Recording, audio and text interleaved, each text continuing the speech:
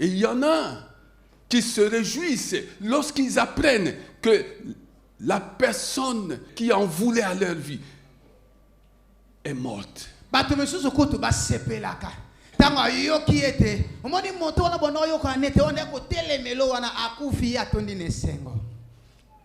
Et ils s'en réjouissent. Dieu nous interdit de nous réjouir du malheur des autres. Ne te réjouis plus du malheur des autres si tu l'as fait. Si tu l'as fait, répands-toi aujourd'hui.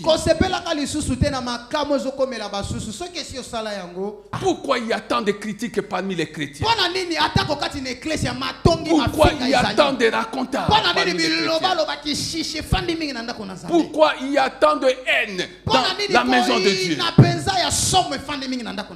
Parce que le cœur n'a pas subi de mécanisme de transformation au contact de l'évangile de Christ. Heureux celui que Dieu choisit. Dieu te choisit le suivre.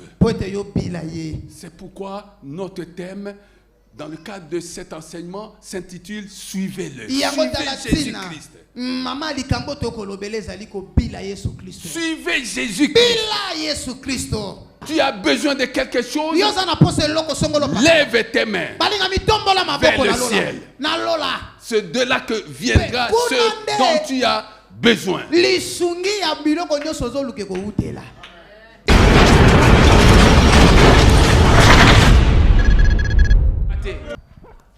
Nous sommes dans le livre des psaumes.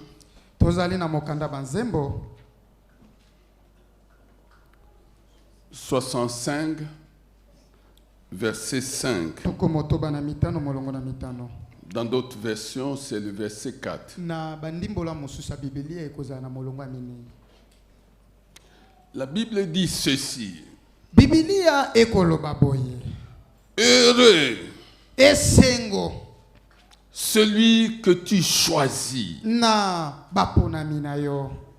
Heureux celui que tu choisis et que tu fais approcher de toi pour qu'il habite dans tes pavés.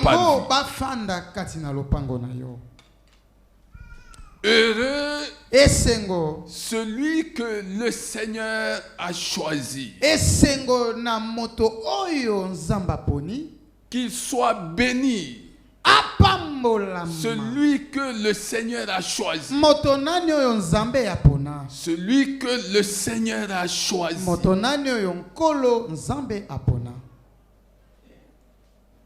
Notre Dieu est un Dieu qui choisit. Il choisit qui il veut choisir. Et ces critères ne sont pas les critères des hommes.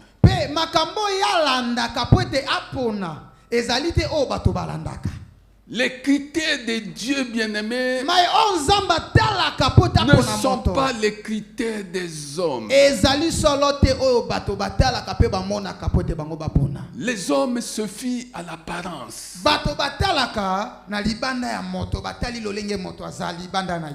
Tu te regardes, tu te dis, mais je suis quand même, mais pourquoi les gens ne me regardent pas? Les gens ne font pas attention à moi.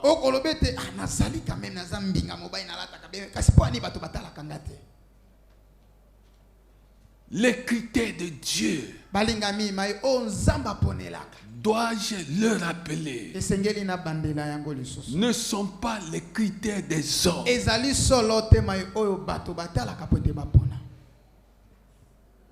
Bien-aimé, même dans nos familles,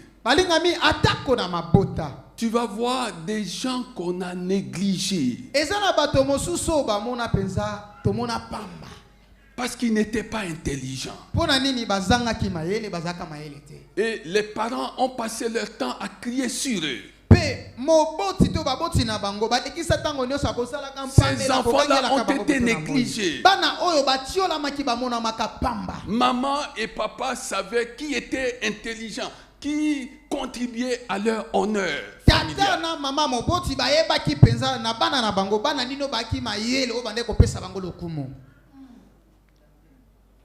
Et ils ont beaucoup investi sur ces enfants-là. Ils ont investi en amour. Ils ont même investi en bien. Fais attention aujourd'hui quand tu entends ces choses. Parce que les critères de Dieu ne sont pas les critères des hommes. Quand Dieu choisit quelqu'un, Dieu a ses critères à lui.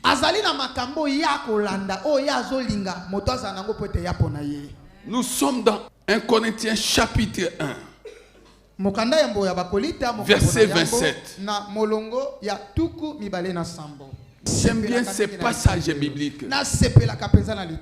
Parce que ces passages bibliques réduisent à néant l'intelligence et la sagesse des hommes.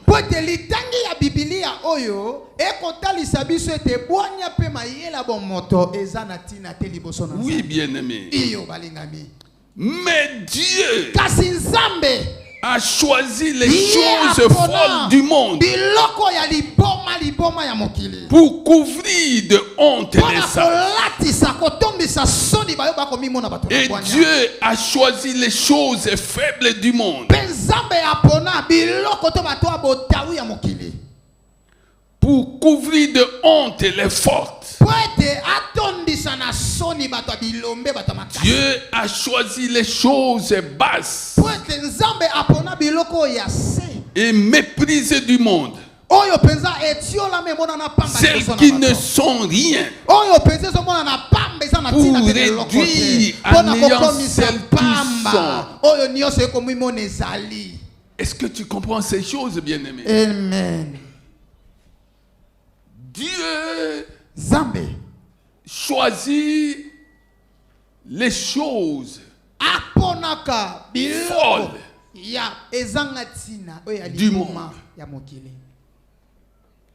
pour couvrir de honte les sages. Dieu choisit les choses basses et méprisées,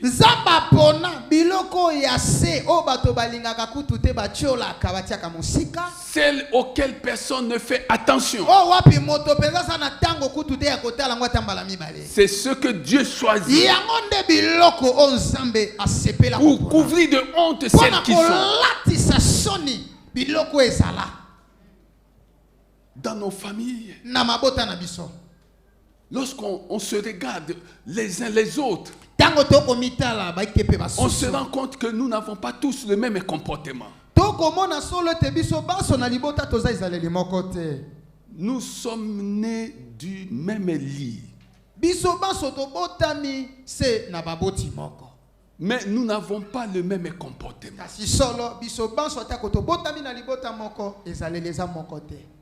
Trois catégories de personnes, ou peut-être même 4 catégories de personnes. Il y a des gens qui ont un comportement insensé. Ils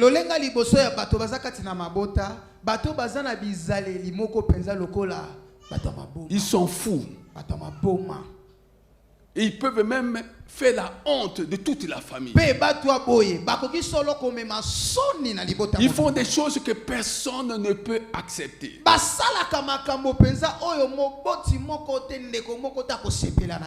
Il y a des gens qui sont faibles. Faibles intellectuellement.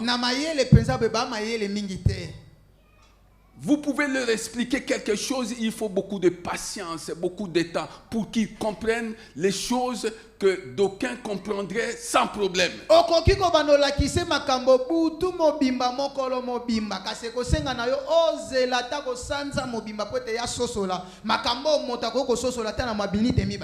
Il y a des gens qui sont méprisés.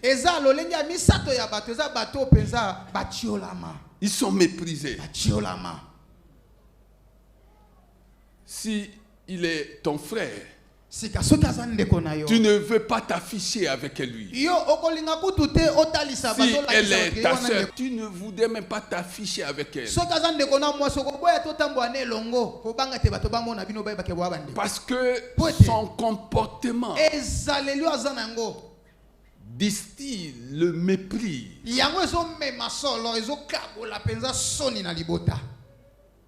Mais il y a aussi des gens qui sont sages, qui sont intelligents et qui, dans leur jeunesse, font la fierté de la famille. Fais attention parce que tu ne connais pas le plan de Dieu qu'il a formé pour chacun de ces gens-là. Dieu choisit qui il veut choisir. Dans sa souveraineté, il choisit qui il veut choisir.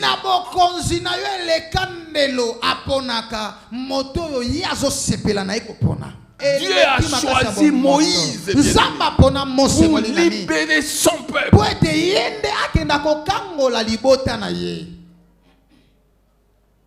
Et j'aime l'exclamation de Dieu à la mort de Moïse. Nous sommes dans Josué 1, verset 2.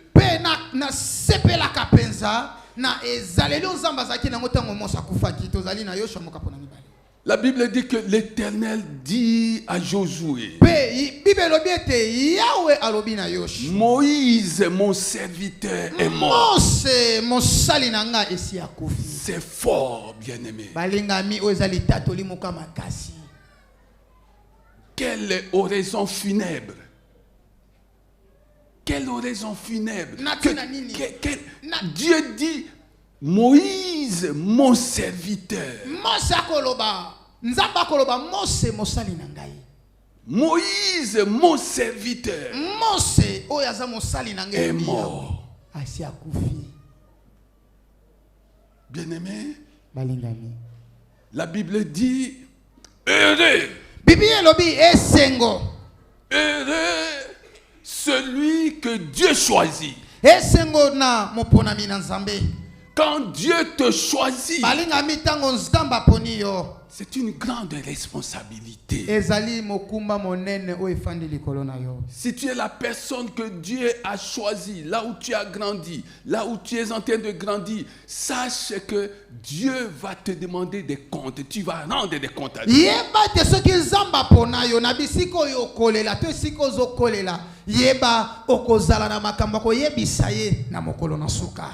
Quand Dieu choisit quelqu'un, bien-aimé, ce n'est pas seulement une bénédiction, mais c'est une lourde responsabilité. Si tu te rends compte que tout ce qui se fait là où toi tu vis, là où toi tu es, doit passer par toi, demande à Dieu de te donner son cœur.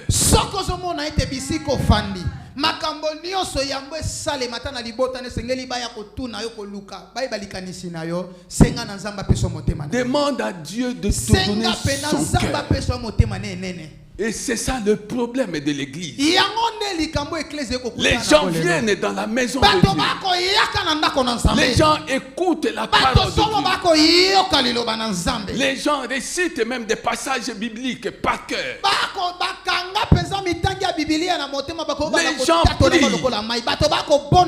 Les gens prient à longueur de journée.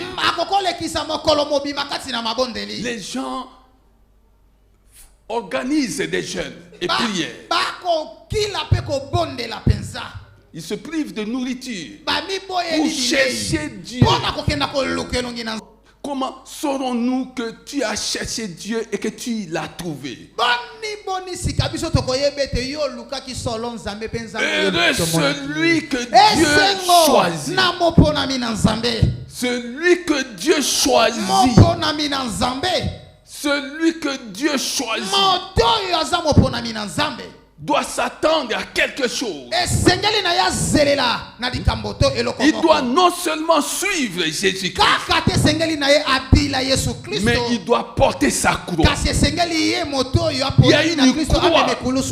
Il y a une croix que tu dois porter. Il y a des choses que tu dois accepter, alors que tu n'aurais pas dû les accepter si tu n'étais pas le choix de Dieu. Moïse lui-même, qui a été choisi, il a fait face au murmure des enfants d'Israël, aux critiques des enfants d'Israël. Ils ont murmuré contre lui. Ils l'ont même critiqué. Bien-aimé, regarde son humilité. Un jour, il a dit à Dieu, ton peuple que tu as fait sortir d'Égypte. Mais Dieu lui a dit, ce n'est pas mon peuple, c'est ton peuple.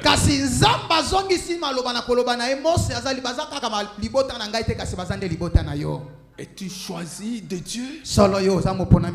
Si Dieu t'a choisi, bien-aimé, sois prêt à porter ta croix.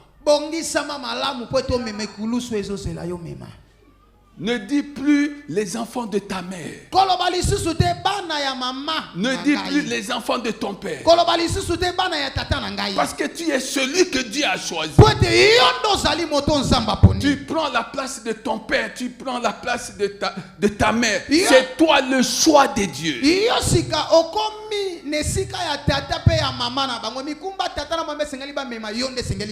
tu t'interdis de mettre en avant cet évangile qui n'est pas de Dieu,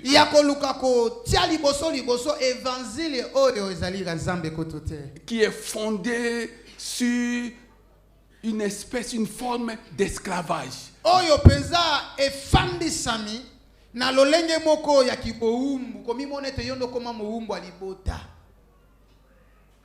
Ah non, je n'accepte pas la servitude. Est-ce que tu as déjà compris ce mot dans la parole de Dieu? Est-ce que tu as compris à quel moment Dieu a utilisé ce mot?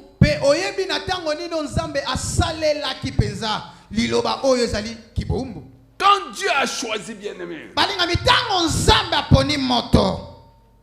Dieu attend de toi que tu fasses ce qui va lui plaire. Et tu ne peux jamais faire ce que Dieu attend de toi tant que tu ne vas pas rencontrer des obstacles. Il y aura des obstacles dans ta famille.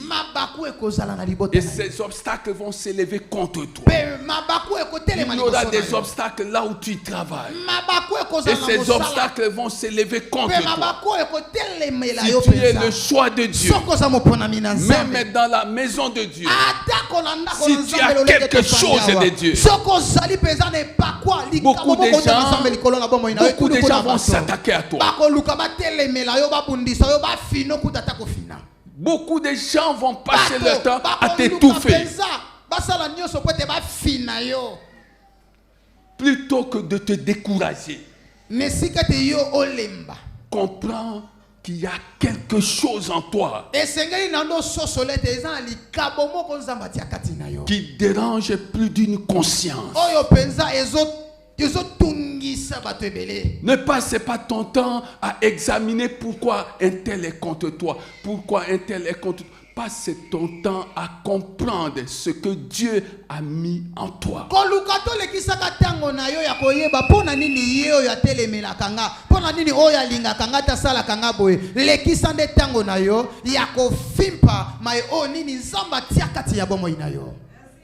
Heureux celui que Dieu a choisi.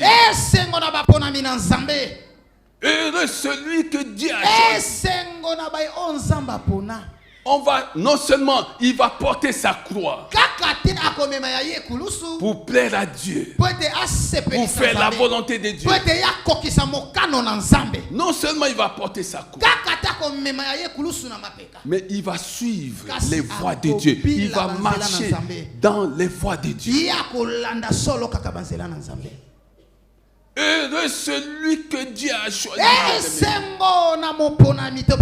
pour marcher dans les voies de Dieu. Heureux celui que Dieu a choisi pour servir Dieu.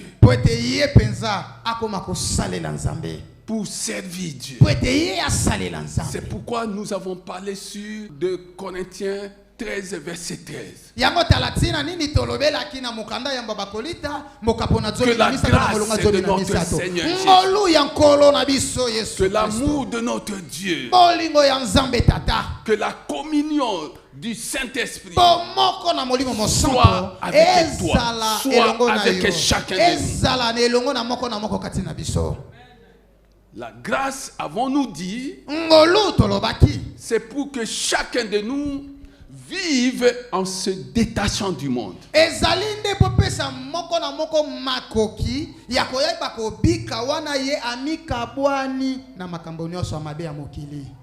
La grâce, bien-aimé, c'est pour se détacher du monde, c'est pour haïr le péché.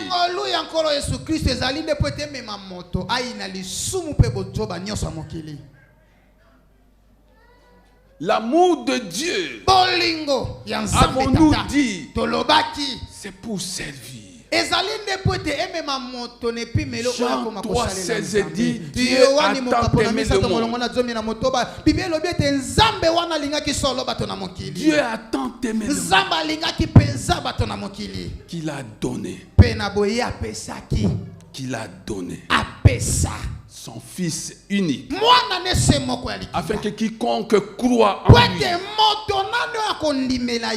ne périsse point, mais qu'il ait la vie éternelle.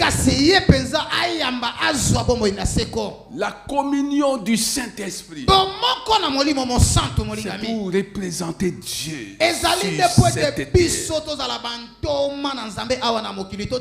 Heureux celui que Dieu a choisi. Il devient le représentant de Dieu là où il travaille. Il devient le représentant de Dieu dans sa famille. Il devient le représentant de Dieu partout où il passe.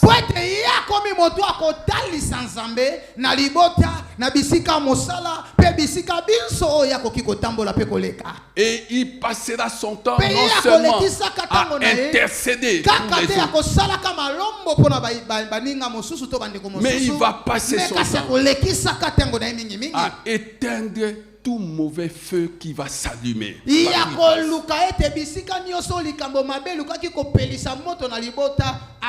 Bien-aimé, si Dieu t'a choisi, deviens sapeur-pompier. Deviens celui qui éteint le feu. Le mauvais feu qui s'allume dans ta famille.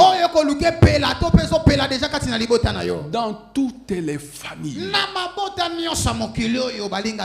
Et aussi étrange que cela puisse paraître, quand nous lisons la parole de Dieu, nous rencontrons beaucoup de gens dans la parole de Dieu. Mais ce que nous oublions, que ces gens ont eu au départ les mêmes ancêtres. Je parle à quelqu'un. Ils ont eu au départ les mêmes ancêtres.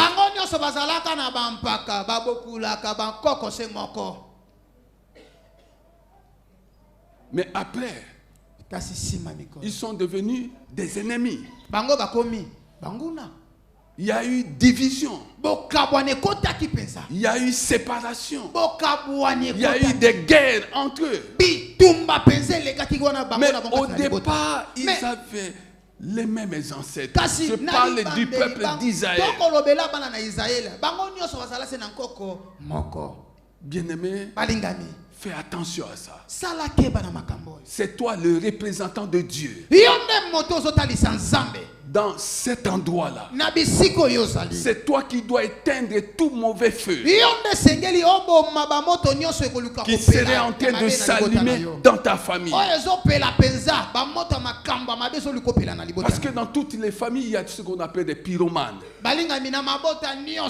Des gens qui passent leur temps à allumer le mauvais feu. Ça, c'est leur business.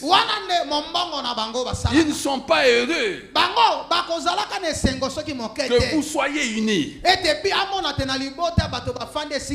Ils sont heureux lorsqu'ils réussissent, ils parviennent à vous diviser. Ils ont reçu l'esprit du monde. Ils n'ont pas reçu l'esprit de Dieu. Alors il faut faire attention. De telles personnes, bien-aimées, il ne faut pas les caresser, il ne faut pas les chouchouter, il faut les recadrer.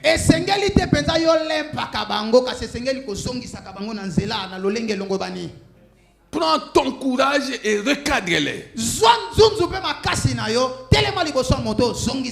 Dis-leur que si vous voulez détruire la famille,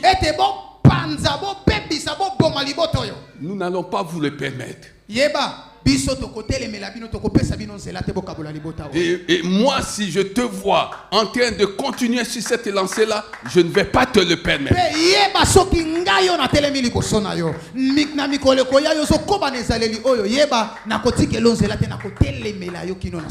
Les représentants de Dieu sont ceux-là qui ont reçu la grâce de Dieu. Ils n'ont eu aucun mérite. S'ils sont ceux qui sont devenus, ils n'ont eu aucun mérite et ils le reconnaissent. Les représentants de Dieu sont ceux-là, bien-aimés, qui ont bénéficié de l'amour de Dieu et ils en sont conscients. Ils regardent leur parcours. Ils regardent à ces choses auxquelles ils ont échappé. Ils regardent comment ils sont sortis des situations indescriptible.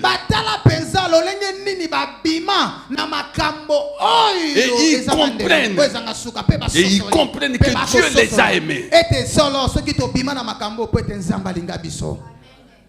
Et donc, puisque Dieu t'a aimé, tu peux aussi aimer les autres. Tu peux aussi comprendre les autres. Tu peux aussi aller au-delà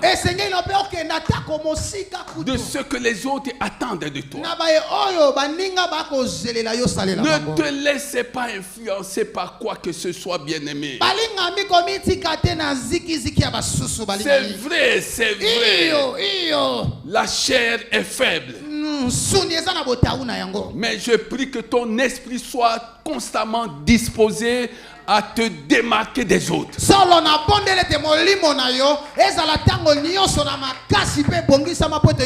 Parce qu'il y a des choses que tu ne vas pas supporter. Dans ta chair, tu ne vas pas supporter. Que le Seigneur lui-même te donne sa force. Que l'Éternel lui-même te donne sa force. Que l'Éternel lui-même te donne sa force. Heureux celui que Dieu a choisi. Il va affronter des situations difficiles. Que ce soit dans la maison de Dieu, que ce soit là où il travaille, que ce soit dans sa famille. Mais s'il comprend qu'il est le choix de Dieu, Dieu ne l'abandonnera pas. Parce qu'il fera toujours ce qui plaît à Dieu.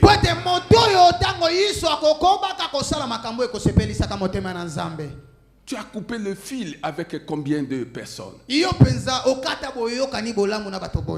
Et tu as gardé quel sentiment vis-à-vis de ces personnes-là? Quel sentiment? Quand tu entends parler de ces gens-là, tu as quel ressentiment?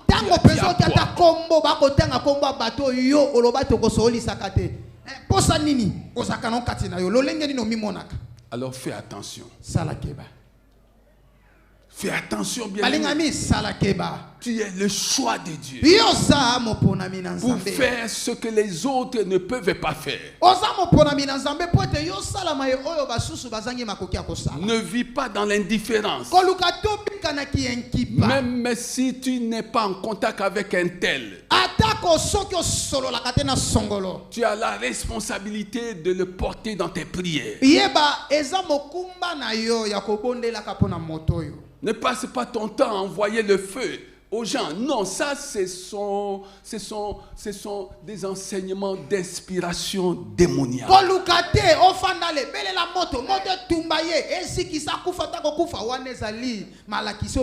ne sont pas les enseignements de Jésus.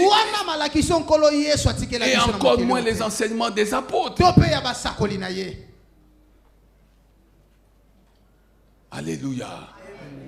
Et il y en a qui se réjouissent lorsqu'ils apprennent que la personne qui en voulait à leur vie est morte.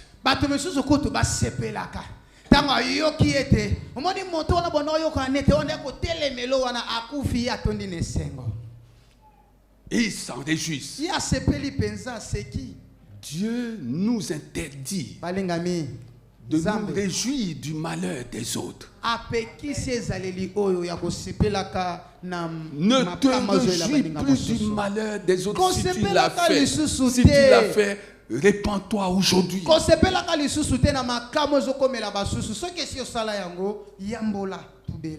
Heureux celui que Dieu a choisi. Dieu t'a choisi, bien-aimé, pour faire le bien. Pour faire le bien à Dieu. Pour faire le bien à ton prochain. Dieu t'a choisi pour le bien. Dieu ne t'a pas choisi pour la vengeance. La vengeance relève de la souveraineté de Dieu. C'est pourquoi Dieu dit à moi la vengeance. Dieu n'a jamais dit à toi et à lui la vengeance. Dieu dit clairement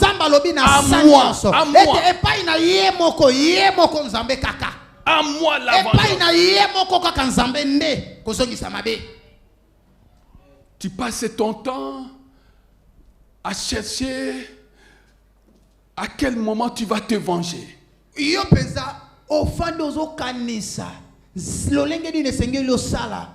Ce qu'elle m'a fait, elle ne va pas me rater. Ce qu'il m'a fait, le jour où je l'aurai sur mon chemin, il saura que la vengeance est un plat qui se mange. Qui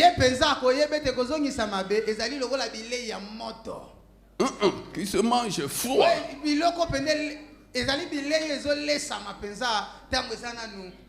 C'est-à-dire que tu attends un moment où personne n'y prend garde, personne ne fait attention pour te venger.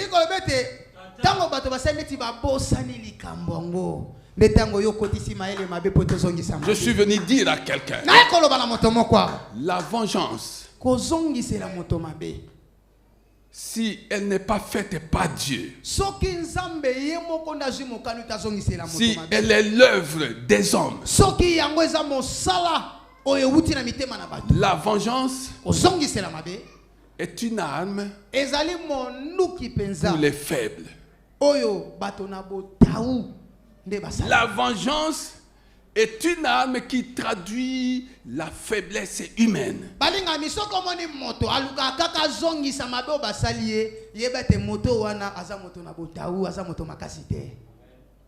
Tu veux qu'on sache que tu es fort? Alors apprends à supporter l'insupportable. Aime ceux qui ne t'aiment pas. Donne à ceux-là qui ne t'ont jamais rien donné. Ça, c'est la force d'un homme. Prie pour ceux-là qui te persécutent. Ça,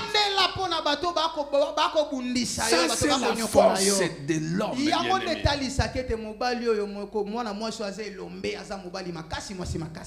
Toutes les guerres qui éclatent à travers le monde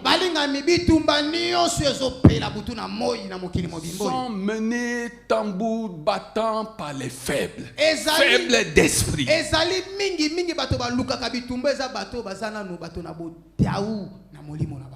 Quand quelqu'un est fort et qu'il en est conscient, il n'a pas besoin de faire la guerre à quelqu'un. Il n'a pas besoin de faire la guerre. Tu es fort, mais à contribution ta force pour bâtir, pour construire, pour s'aimer dans les cœurs des autres. Et nous saurons que tu es fort. Tu es fort intellectuellement, alors aide les autres. Aide les autres à être comme toi. S'il y a des matières qui ne comprennent pas, deviens leur répétiteur, deviens leur professeur. Je me rappelle quand on était à l'école, tu te sais intelligent, tu es imbu de toi-même. Et s'il y a un examen, une interrogation, regarde l'attitude que tu vas prendre. Tu ne veux que personne ne jette un coup d'œil à ce que toi tu es en train de faire. Tu ne veux pas, parce que tu veux marquer la différence entre toi et les autres.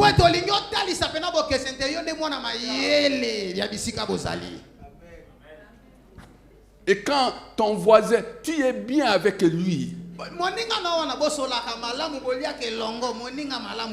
mais dans la salle, il n'est plus ton ami, il n'est plus ton voisin.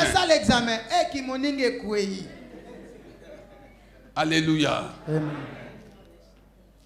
Tu lui demandes, montre-moi, je ne comprends pas ça. Il dit,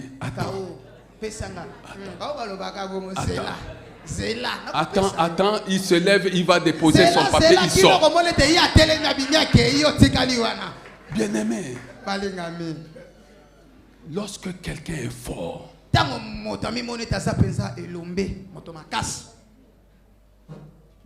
il approche les autres.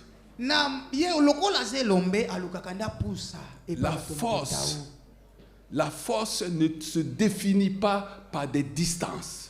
La force se définit par un rapprochement des autres.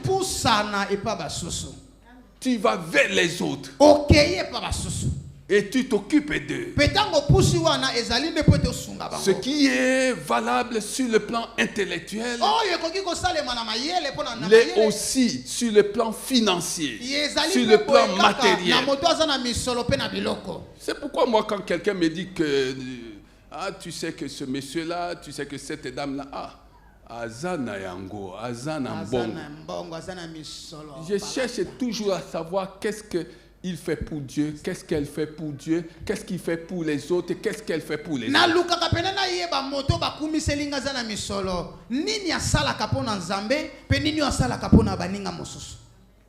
Parce que pour Dieu, on est dans Proverbe 3:9. Honore Dieu. Honore Dieu avec tes biens. Honore Dieu avec tes biens. Est-ce que tu honores Dieu avec tes biens? Et pour ton prochain, Dieu dit, donne à celui qui a besoin de toi, à celui qui est en manque. Ça,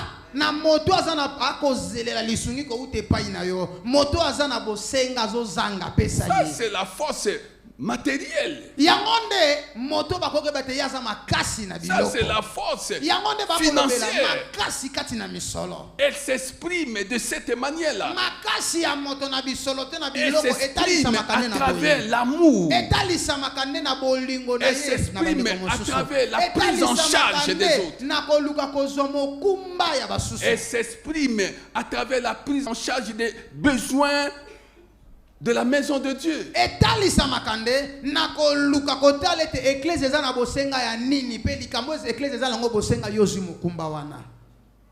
Tu veux être fort matériellement, financièrement. Apprends ces choses et mets-les en pratique. Heureux celui que Dieu a choisi, parce qu'il va rendre beaucoup de personnes heureuses. Il sera la source de beaucoup de joie pour beaucoup de gens.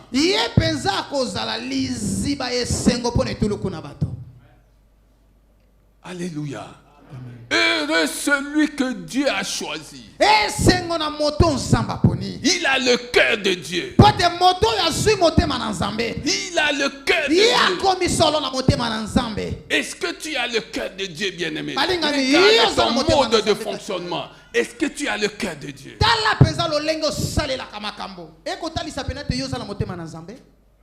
Quand tu donnes des choses que tu aurais dû jeter à la poubelle aux autres, est-ce que tu as le cœur de Dieu? Et puis au lieu de te taire, tu vas raconter. Tu vas raconter ça à ceux-là qui n'étaient pas là.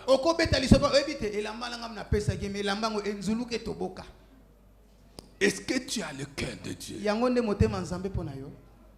Bien-aimé, l'évangile de Christ commence par le cœur. Et personne n'est sauvé tant qu'il n'a pas donné son cœur à Dieu. Il faut lire Romains 10 à partir du verset 9. Personne n'est sauvé tant qu'il n'a pas donné son cœur à Dieu. Il n'y a pas de salut. L'évangile de Christ est centré sur le cœur. Sur le cœur. Il faut que le cœur malade soit guéri. Il faut que le cœur malade soit guéri. Pourquoi il y a tant de critiques parmi les chrétiens?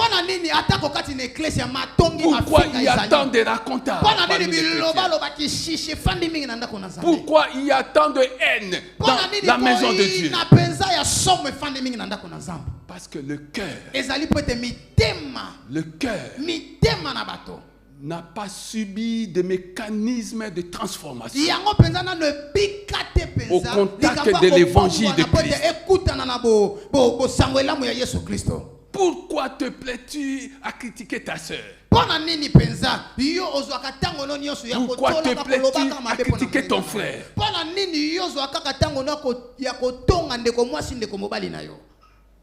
Et peut-être même que cela vienne dans la même maison que toi. Parce que ton cœur est toujours malade.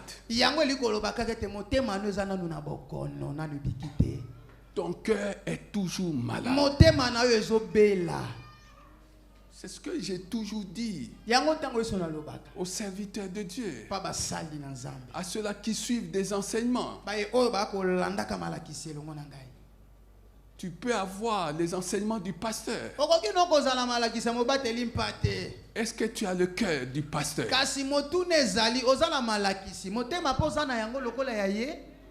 Tu peux avoir les enseignements du pasteur.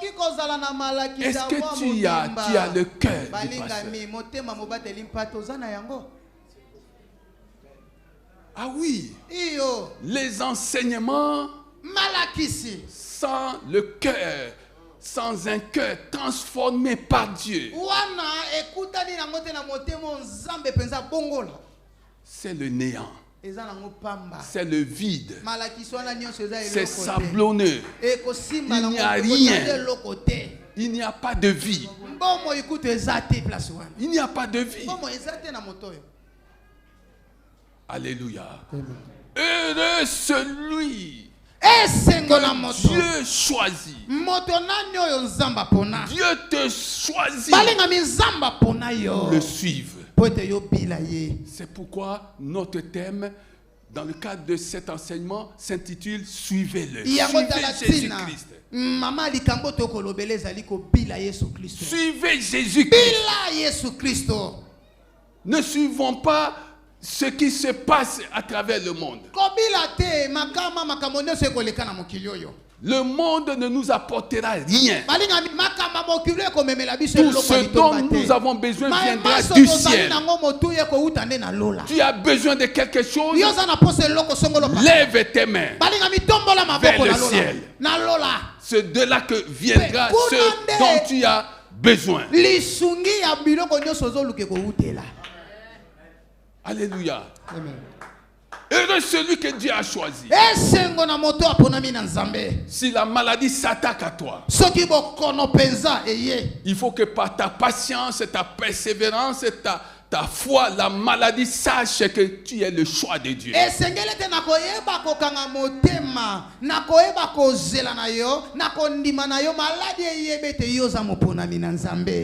Tu peux venir ici, bien-aimé. On a prié une fois pour toi. Tu n'es pas guéri. Tu peux venir une deuxième fois. On a prié pour toi. Tu n'es pas guéri. Tu peux venir une troisième fois. On a prié. Tu n'es pas guéri. Mais Dieu lui-même, s'il voit ta persévérance, ta patience, ta foi, finira un jour par te guérir. Que quelqu'un acclame. Jésus. Que quelqu'un acclame.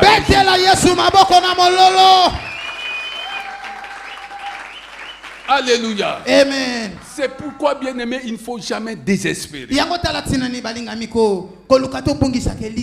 pas désespérer. Même si tu ne vois encore rien, que la patience que donne la parole de Dieu, que la patience que donne la parole de Dieu ne s'éloigne point de toi.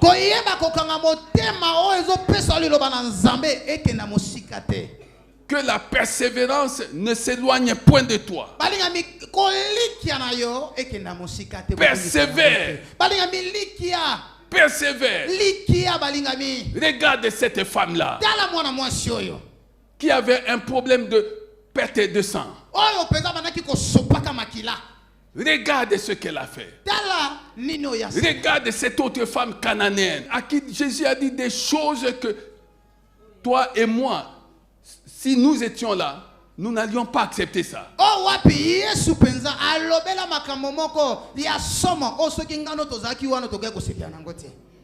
Nous sommes dans Matthieu combien 15 à partir du verset 20 si je ne m'abuse. Écoute les réponses de Jésus pour l'éprouver, pour tester sa foi. Et à la fin, qu'est-ce que Jésus n'a pas dit à son sujet? Jamais en Israël, il n'avait rencontré une personne d'une si grande foi. Jamais en Israël. Écoutez ce que Jésus va dire à cette femme après l'avoir éprouvée.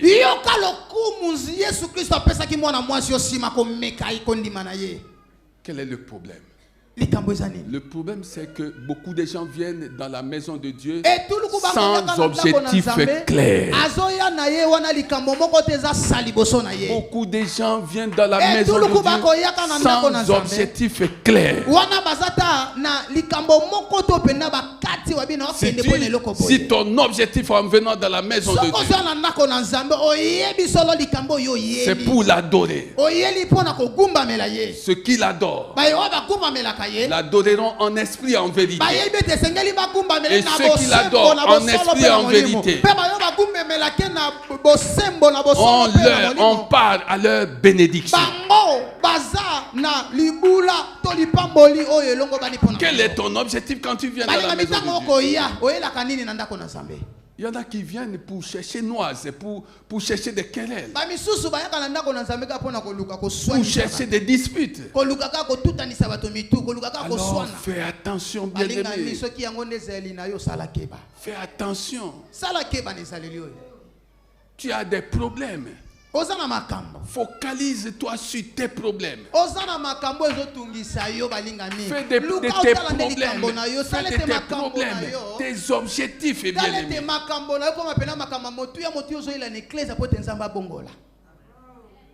Tu as des problèmes. Le Seigneur a dit, venez à moi. Vous qui êtes fatigués, chavirés, et je vous donnerai du repos. Le Seigneur finira par te donner du repos. Je parle à quelqu'un. Le Seigneur finira par te donner du repos. Il va te donner son repos. Au lieu de te focaliser sur la vie des autres, focalise-toi sur ta propre vie.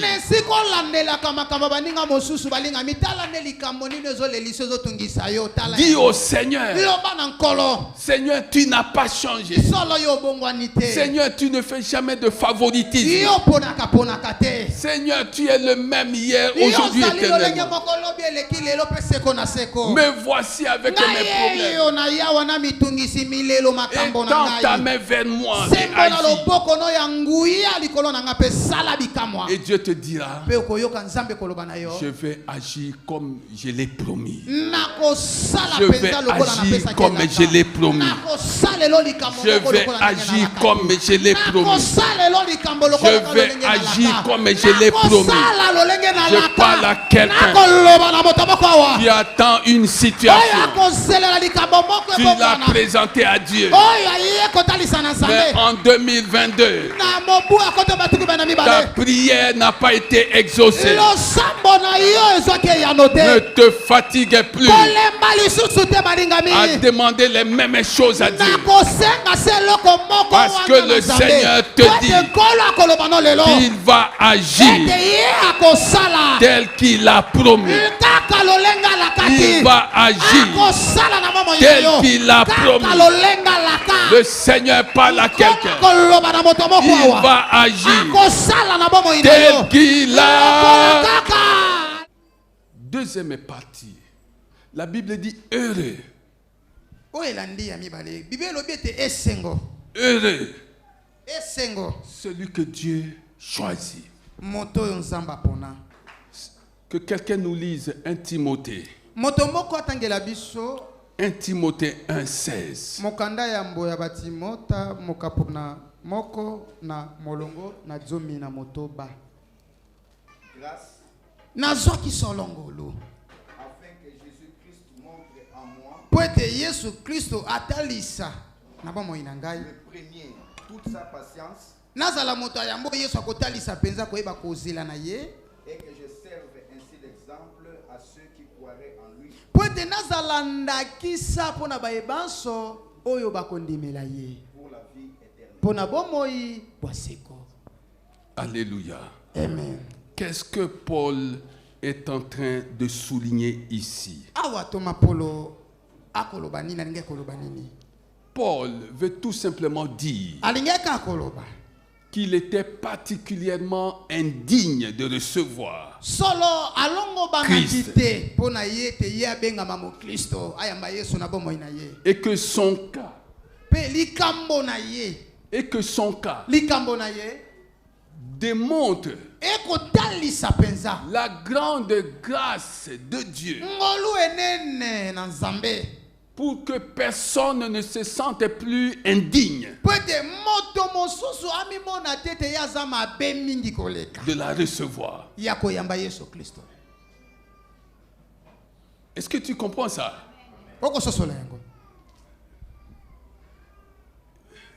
Il dit qu'il m'a été fait grâce. Il m'a été fait grâce afin que Jésus-Christ montre en moi le premier toute sa patience et que je serve d'exemple. Quelle est la suite? Qui servent d'exemple.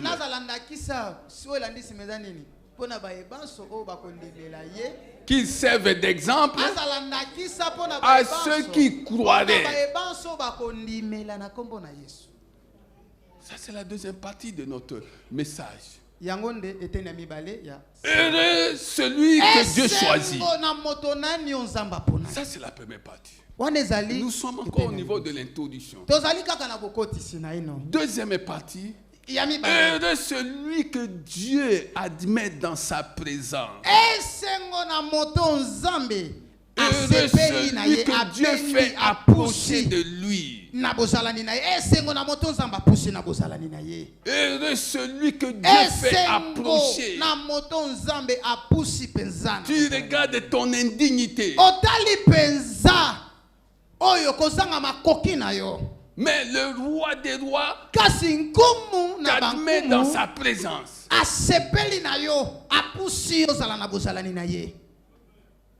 Est-ce que tu comprends ça? Mephibosheth pouvait être heureux.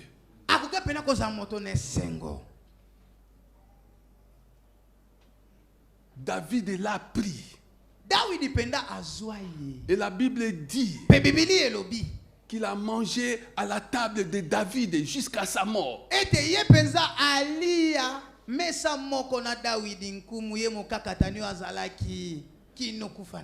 Lui qui était physiquement infirme, il mangeait à la table du roi. Il mangeait à la table du roi David. Son infirmité, bien-aimé, l'invalidait.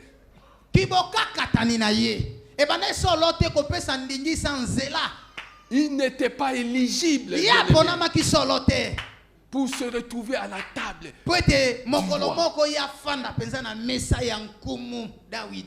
David a fait ces choses sous l'ancienne alliance.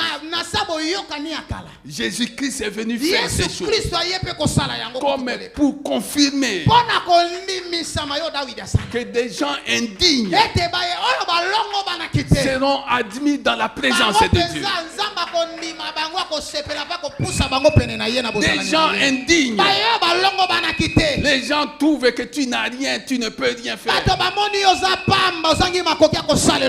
Pendant que les gens t'ont disqualifié, le ciel t'a qualifié. Pendant que les gens t'ont disqualifié, le ciel t'a qualifié. Pourquoi, bien-aimé? Pour que tu serves d'exemple. Pour que tu serves d'exemple. Pour que le monde comprenne la façon dont Dieu fait les choses, elle est différente de la façon des hommes. Les indignes se sont retrouvés au paradis à la table du Seigneur. Jésus a dit à ce brigand-là, aujourd'hui, oh bien-aimé, Jésus a dit à ce brigand qui était crucifié avec lui à la croix, il a dit aujourd'hui, j'aime ça, aujourd'hui, tu seras avec moi au paradis. Alléluia. C'est pourquoi, bien-aimé, quand Dieu t'a admis en sa présence, crois seulement. Crois seulement. Ne crains rien. Crois seulement. Ces vagues-là, ces tempêtes-là recevront un jour l'ordre de s'apaiser, de se calmer. Ces vagues-là, bien-aimés, ces tempêtes-là, un jour, vont recevoir l'ordre divin de se calmer. Parce que Dieu finit par donner son repos à ceux-là qu'il admet en sa présence.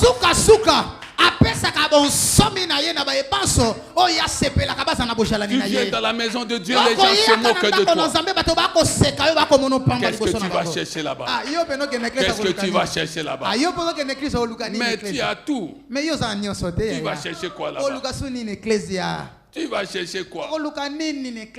Qu'est-ce qu'on va te donner là-bas que tu n'as pas? Fais attention, bien-aimé. Les choses de ce monde, ont leurs limites. Mais la communion du Saint-Esprit, mais l'amour de Dieu, mais la grâce de notre Seigneur Jésus-Christ n'ont aucune limite. Aucune limite. Aucune limite. Dans la détresse, tu crieras au Seigneur.